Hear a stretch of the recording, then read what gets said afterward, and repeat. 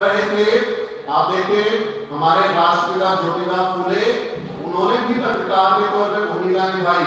अपने साथी के साथ में दीनबंधु नाम का अखबार निकाला जो उनकी सत्यशोधक समाज का उसका माउथ पीस था, जहां वो अपनी बातें लिखते थे। उन्होंने एक पत्रकार के तौर पर भी काम किया।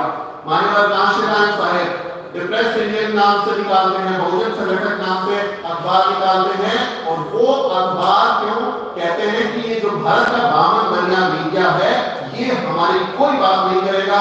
वो कह रहे हैं मैंने रामलीला मैदान में इतनी बड़ी रैली की, हमारा कार्यक्रम चल रहा है, लेकिन ये तमाम अखबारों में कॉलम की खबर नहीं इतनी।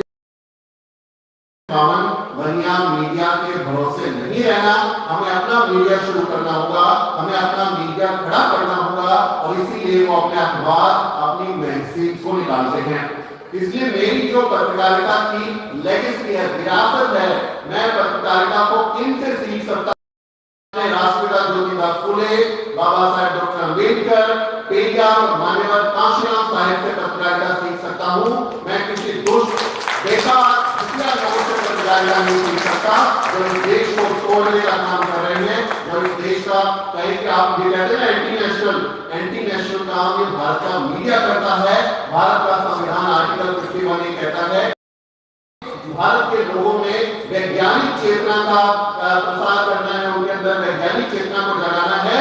और सुबह सुबह जब हमें कुंडली दिखाते हैं, सुबह सुबह हमें तंत्र मंत्र में फंसाते हैं, तब ये भारत के संविधान के खिलाफ काम कर रहे होते हैं।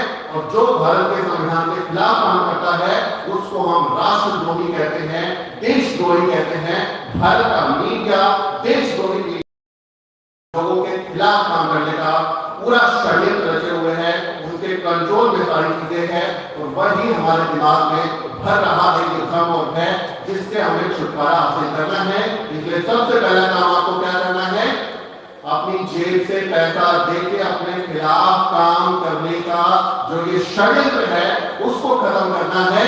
अपनी जेब से टीवी चैनल के जो सब्सक्रिप्शन लेते हैं ना, लेना बंद कर दीजिए। कोई जरूरत नहीं है अपना पैसा खर्च करने की, वहां पर आपको जरूरत ही नहीं है भारत के मीडिया से कुछ सीखने की, क्योंकि सिवाय नफरत झूठ प्रोपेगेंडा के कुछ नहीं फैला रहे। अखबार, भारत के अखबार खरीदना बंद कर दीजिए, मैगजीन खरीदना बंद कर दीजिए। आज सोशल मीडिया एक टूल की तरह हमारे सामने आया है, औजार बनकर उभरा है, जहां उसका इस्तेमाल अपने लोगों के लिए कर रहे हैं। तो तमाम सूचनाओं के लिए, तमाम खबरों के लिए हम सोशल मीडिया से अपने लोगों से अपडेटेड रहते हैं। हमें भारत के मनु मीडिया की कोई जरूरत नहीं है। मैं खुद कोई अखबार नहीं पढ़ता, कोई मैगजीन नहीं पढ़ता, कोई वेबसाइट इनकी नहीं देखता, कुछ मैं सब्सक्रिप्शन इंश्योरेंस के लेकर नहीं बैठता। क्यों? मेरी जेब का पैसा है, मैं मेहनत करके पैसा कमाता हूँ। वहां बैठ के वो क्या कहते हैं, एनडीटीवी में जो बातें हैं वो क्या कहते हैं, जातिवाद जनगणना नहीं होनी चाहिए, अदरवाइज ये लोग आरक्षण मांगेंगे। अंजना कश्यप कहती है कि कब तक आरक्षण चलेगा। रूबिका यादव कहती है कि भाई आरक्षण को खत्म कर देना चाहिए।